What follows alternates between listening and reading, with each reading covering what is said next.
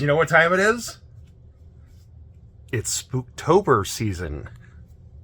So if you've followed this channel for a while, you might remember that last year I did this Spooktober season for a few months. I covered a bunch of different scary games that I'd been playing around Halloween. This is actually something that I have done for years now, even before I started doing stuff at this channel.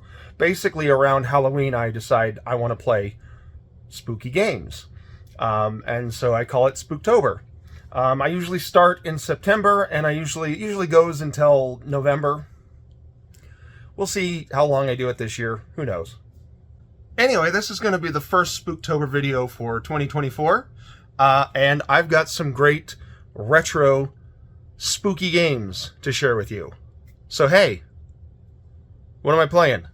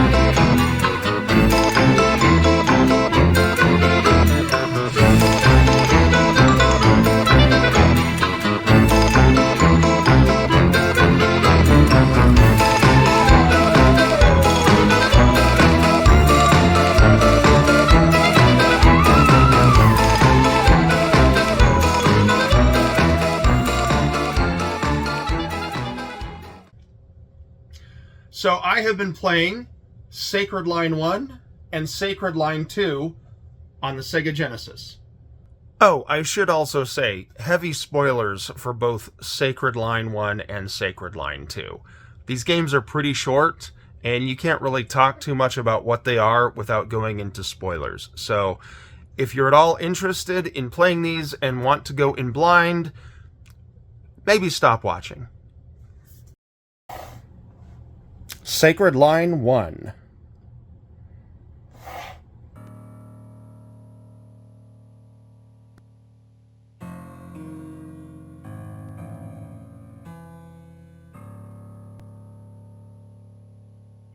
Sacred Line is an indie game for the Sega Genesis and Mega Drive that immerses players in a dark world filled with mystery, cults, and survival. Developed by Sasha Darko, this game mixes old-school visuals with an eerie narrative. You could describe this game as a visual novel. You move from room to room, solving very minor puzzles and performing simple tasks. Failure is generally nothing more than a mild inconvenience, as you'll typically only be set back a few screens, and can choose differently when you get to where you failed previously. The end result is that the game, honestly, is pretty easy, and something you'll likely wrap up in a single sitting. You play as Ellen, a private detective with a mysterious past. We know little about her except that her sister went missing years ago. This loss haunts her and is one of the major motivators for her actions throughout the game. One day, Ellen gets a call at her agency. The voice on the other end is familiar, yet she can't quite place it. The caller instructs her to investigate a cabin in the woods, rumored to be tied to a dangerous cult. When Ellen arrives at the cabin, it's empty, except for the dead bodies of the cultists. As you explore, you uncover dark secrets hidden in books and notes scattered throughout the cabin. It turns out this cult is more than just a group of fanatics. They're involved in human trafficking and have been kidnapping people for bizarre and horrific experiments. We learn of specific members of the cult, each with their own twisted role. There's the Butcher, whose job is to exterminate the kidnapped victims that don't survive the experiments. There's the Psychiatrist, who brainwashes the survivors, attempting to recruit them into the cult's cause. But even within this twisted hierarchy, there's tension. The Psychiatrist questions Daniel, the cult leader, for bringing in people he deems less desirable for their experiments. As Ellen digs deeper, she stumbles into the sewers beneath the cabin, a place that could only be described as a living nightmare. The walls are drenched in blood, and the remnants of the cult's victims are everywhere. In addition to that, a mysterious orb begins to stalk her, lurking in the shadows as she tries to escape.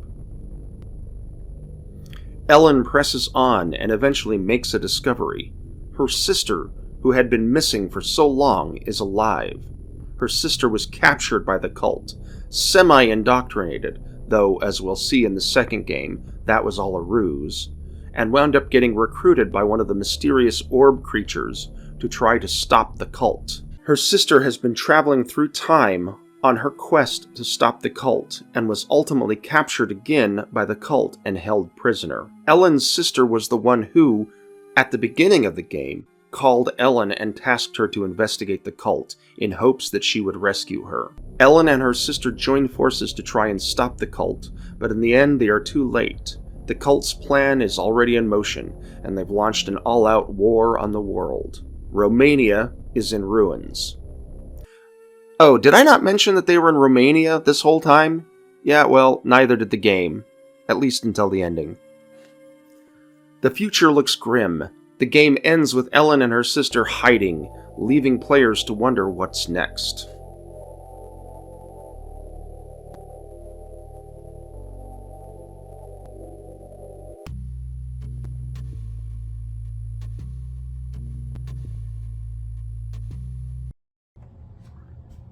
Sacred Line 2.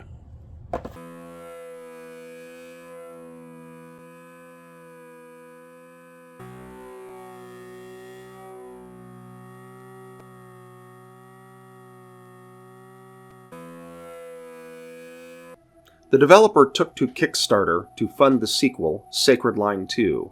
This is actually where I was introduced to the series, as I was a Kickstarter of the project. The game begins with Sarah, who we learned in the first game was captured by the same cult that Ellen investigates. Like others that the cult kidnapped, Sarah underwent brainwashing. However, this brainwashing didn't stick, and Sarah merely plays along with the cult's teachings and practices to survive. During a cult raid, Sarah is killed while attempting to escape, but just as she meets her end, she is transported to another realm. Here, an otherworldly entity tells her she must return and destroy the cult. Sarah is sent back to the real world with a new mission: infiltrate and take down the cult's main compound, a sinister cabin hidden in the woods. As Sarah navigates the cabin, familiar enemies from the first game return, including the Butcher, the brutal serial killer, tasked with slaughtering those who don't survive the cult's twisted experiments. This time, though, Sarah manages to eliminate him. But the cabin holds more than just physical threats. Sarah encounters a series of strange floating orbs, each with its own sinister presence. One orb taunts her, playing mind games, while another forces her into a bizarre chess match. The further you go, the more surreal and eerie the atmosphere becomes. Throughout this ordeal, a relentless shadow monster stalks Sarah, a creature that thrives in darkness, adding constant tension as you try to escape its grasp. Up until now, everything that happens in the second game sets up the events of the first game. The cabin in the woods that Ellen investigated was in the state that it was in because Sarah moved through it, eliminating cultists. However, instead of Sarah being caught and ultimately rescued by Ellen, she just basically finds her. She winds up in the same city in Romania that the first game ends with. The cult has started its war, and the city has descended into chaos. Fires burn, the streets are in ruins, and the shadow monster is still chasing her.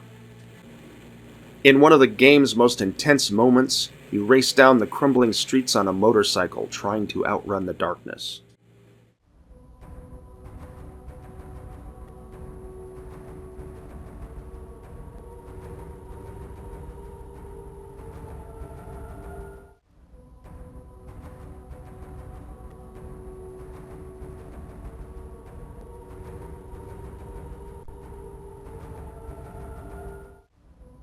Sarah finds temporary refuge in a cafe, a place where she and Ellen used to spend time together. It's in this cafe that she finds Ellen. Again, I want to emphasize, this isn't how it happened in the first game. In the first game, Ellen finds Sarah captured by the cult and rescues her.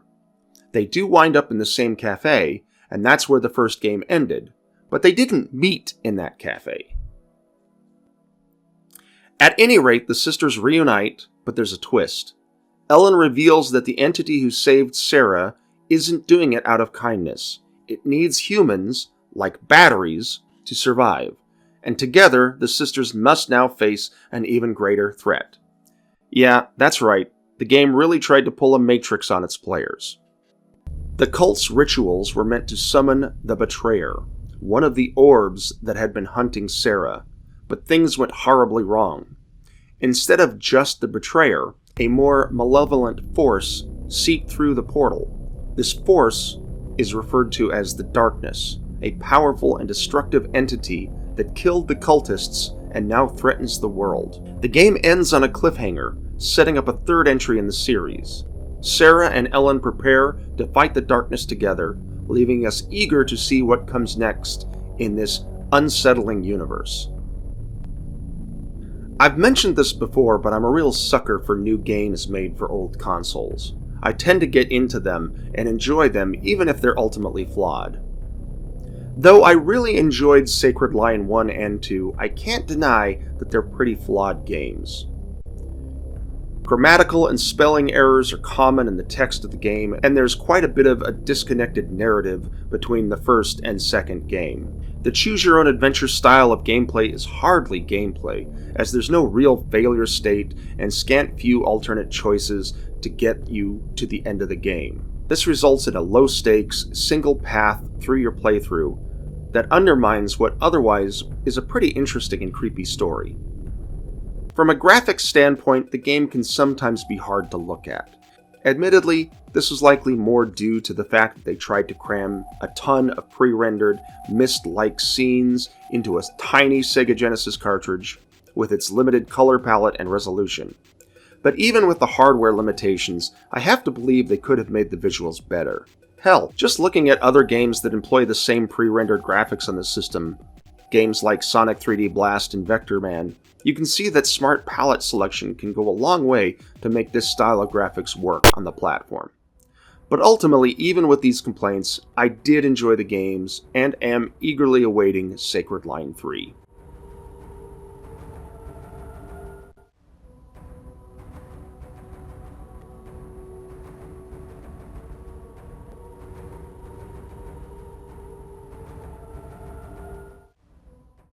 Yeah, I really enjoyed Sacred Line 1 and Sacred Line 2. They're fun games. Like I said, they have a number of flaws. They definitely could have used another set of eyes in the editing room when it comes to the actual writing. But for what they are, they're really fun. And considering that there just aren't that many horror games for retro platforms, I'll take whatever we can get. They were good games. I enjoyed them. And I recommend them. Anyway, see ya.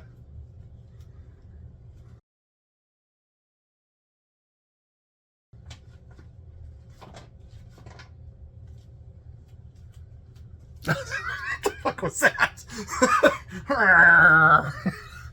Alright, let's try that again.